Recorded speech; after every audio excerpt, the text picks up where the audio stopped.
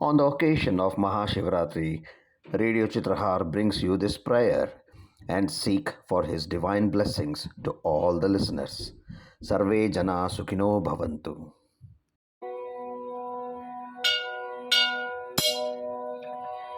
గంగాతరంగ రమణీయ జటాకలాపౌ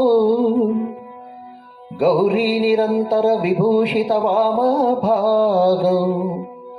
నారాయణ ప్రియ మనంగ మదాపహారం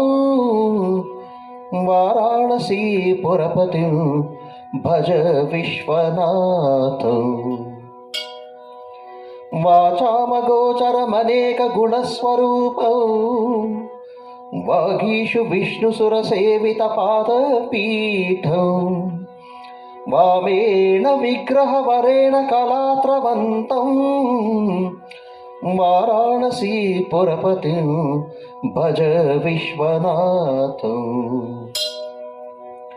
భూతాదిపం భుజగభూషణభూషితాంగం వ్యాఘ్రాహజినం భరధరం జటిలం త్రినేత్రం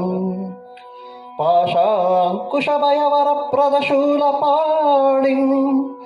వారాణసీ పురపతిం భజ విశ్వనాథం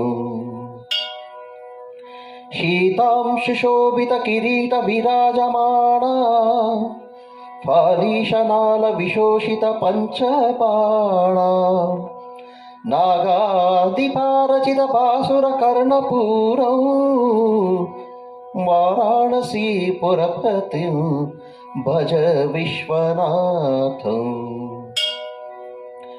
పంచాననాం దురితమత్త మదంగజానా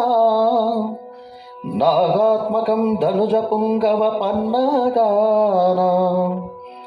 దావానలం మరణ శోక జరాట వీణా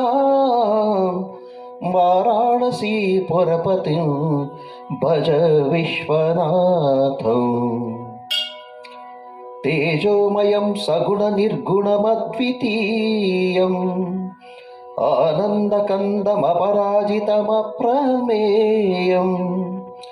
నాగాత్మకం సకల నిష్కమలమాత్మరూపం వారాణసీ పురపతిం భజ విశ్వనాథం ఆశాం విహాయ పరిహృత్య పరస్య నిందా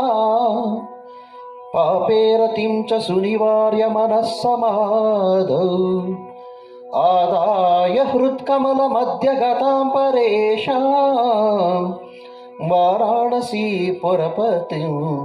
భజ విశ్వనాథం రాగాదిదోషరహితం స్వజానురాగం